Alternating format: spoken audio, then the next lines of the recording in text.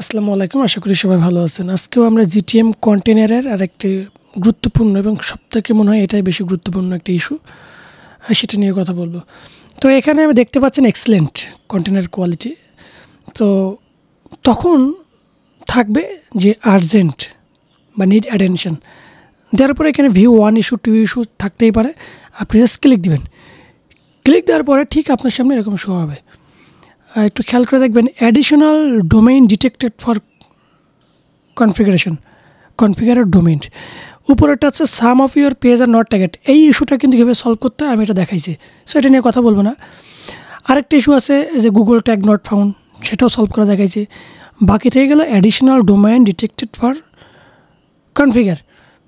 এইটা আসলে কি, চলেন এটা যদি আমরা একটু ব্লগ পড়ি তাই দেখতে পারবো যে it shows up when it detects that there are one or more domains that should be added as a part of your business for cross domain tracking. দেখা গেলো আপনি অ্যাড রান করার জন্য আপনার একটা ডোমেইন আছে যে abuhussain.com, এবং আপনি abuhussain.com-এ আপনার জিটিএম আইডি বা গুগল ট্যাগ এগুলো বসাইছেন। abuhussain.com-এর ভিতরে আপনার আরেকটা ডোমেইন আছে, সেটা হতে পারে আপনি কোনো আইফ্রেম অ্যাড করে রাখতে পারেন অথবা আদার্স অন্য কোনো ডোমেইন রাখছেন। তো আপনার অডিয়েন্সটা তো ওই ডোমেইনও যাচ্ছে, কিন্তু এটাকে ট্র্যাকিং প্রপার এটা গুগল করতে পারতেছে না। হ্যাঁ, এই জন্য এই ইস্যুটা আসবে। প্রথম কথা,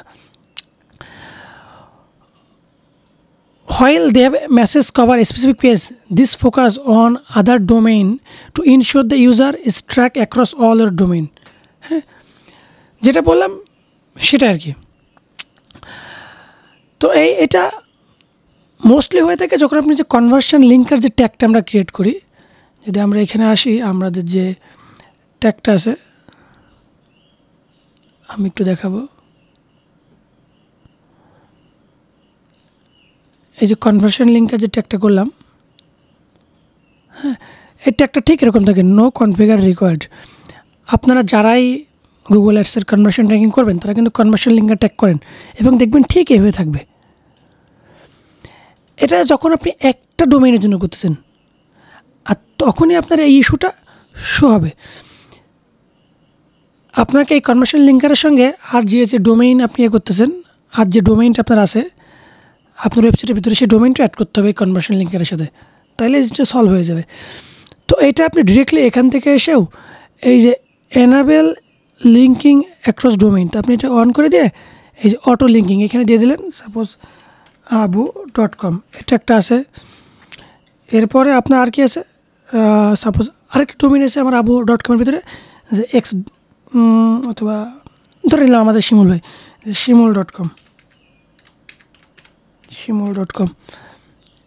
এরকম আপনাকে দিয়ে দিতে হবে।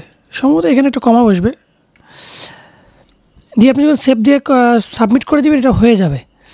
যদি আমি একটু দেখি, এই যে দেখেন, হ্যাঁ কমা বসবে, এখানে কমা দিতে হবে, দিয়ে সেভ দিলে এটা হয়ে যাবে যে ডোমেইন। এখন অনেক সময় হয় কি যে আপনার ওয়েবসাইটে আর কী ডোমেইন আছে এগুলো আপনি জানেন না বা আপনি বুঝতেছেন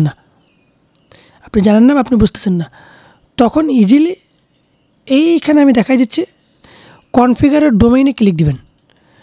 কনফিগারের ডোমেইনে ক্লিক দেওয়ার পরে যে পেজটা আসুক না কেন, আপনি উপরে দেখবেন অ্যাড টু ওয়ার্ক স্পেস লেখা থাকবে। এই অ্যাড টু ওয়ার্ক স্পেসে ক্লিক দিবেন, দেওয়ার পরে আপনাকে আবার এই ব্যাকে নিয়ে আসবে, ট্যাগ ম্যানেজার আপনাকে আবার এই ব্যাকে নিয়ে চলে আসবে। হ্যাঁ, এই ব্যাকে নিয়ে আসবে, তখন আবার আপনি ইস্যুতে ক্লিক দিবেন। ইস্যুতে ক্লিক দিয়ে এরকম পাবেন আবার কনফিগারের ডোমেইন, দেওয়ার পরে নিচে দেখবেন সাবমিট লেখা থাকবে ছোট্ট করে। সাবমিটে ক্লিক দিলে অটোমেটিক আপনার এই ট্যাগটা হয়ে যাবে।